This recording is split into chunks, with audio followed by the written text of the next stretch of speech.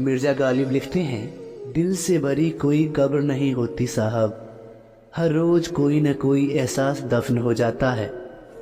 उन्हीं का एक और शायरी है, यूं जो मेरे मौत पर रो रहे हैं लोग, अगर उठ जाऊं तो जीने नहीं देंगे।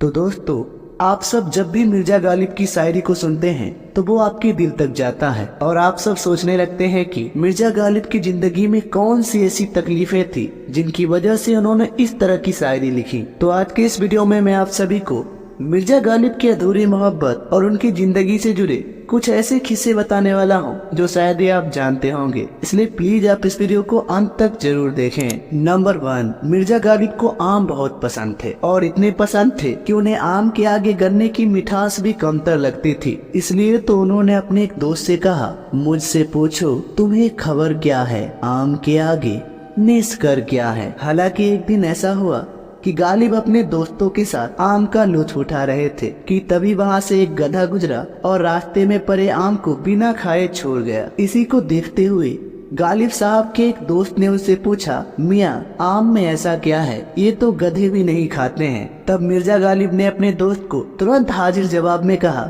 मियाँ जो गधे हैं वही आम नहीं खाते हैं। मिर्जा, अब कुछ देखा आपने, गधे ने आम सूंघकर छोड़ दिया। मिर्जा आम तो गधे भी नहीं खाते। जी, गधे हैं जो आम नहीं खाते। नंबर 2, मिर्जा गालिब के साथ एक बार यूँ हुआ कि लगभग 1868 की बात है, जब कोलेरा महामारी पूरे देश में फैला हुआ था। इसी दौर में जब मिर्जा गालिब अपने घर से बाहर निकल रहे थे तो उनकी बेगम ने उसे घबराते हुए कहा, जल्दी लौट आना, बाहर वबा फैली हुई है। वबा मतलब महामारी। इस पर हाजिर जवाब में मिर्जा गालिब कहते हैं, कहाँ की वबा, कैसी वबा, मैं 71 साल का बूढ़ा, तुम 69 साल की बुढ़िया, दोनों में से एक भी मरा होता तो मान लेता कि वबा आई है। नंबर 3, गालिब के पिता 1803 में एक युद्ध में मारे गए थे। इसके बाद उनके मामा ने उन्हें पालने की कोशिश करी, लेकिन 1806 में हाथी से गिरकर उनकी भी मौत हो गई। इनके माँ के बारे में ज्यादा जिक्र नहीं किया गया है, लेकिन ऐसा माना जाता है कि उनकी भी मृत्यु जल्द ही हो गई थी और गालिब की माँ एक कश्मीरी थी। नंबर 4, 1810 में महज 13 साल की उम्र में नवाब इलाही बख्श की बेटी उमराव बेगम से गालिब की शादी हो जाती है। गालिब को अपनी पत्नी से लगाव तो था,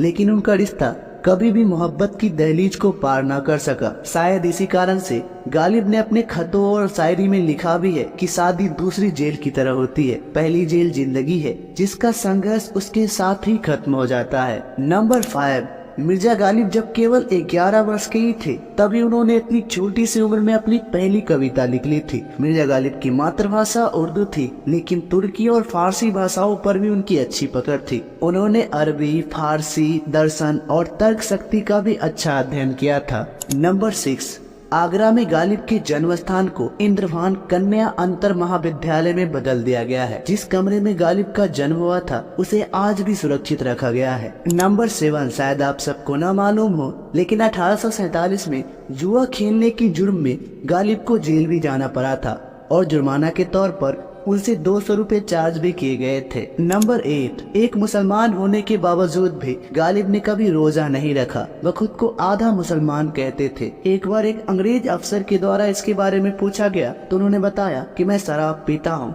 लेकिन सुअर नहीं खाता, इसलिए मैं आधा मुसलमान हूँ। नंबर 9, गालिब की पत्नी उमराव बेगम ने 7 बच्चे को जन्म दिया, लेकिन दुर्भाग्यवश गालिब का कोई भी बच्चा 15 महीने से अधिक समय तक जीवित नहीं रह सका। बाद में गालिब ने अपनी पत्नी के भतीजे आरिफ को गोद ले लिया, लेकिन 35 वर्ष की उम्र में उनकी भी मृत्यु हो गई।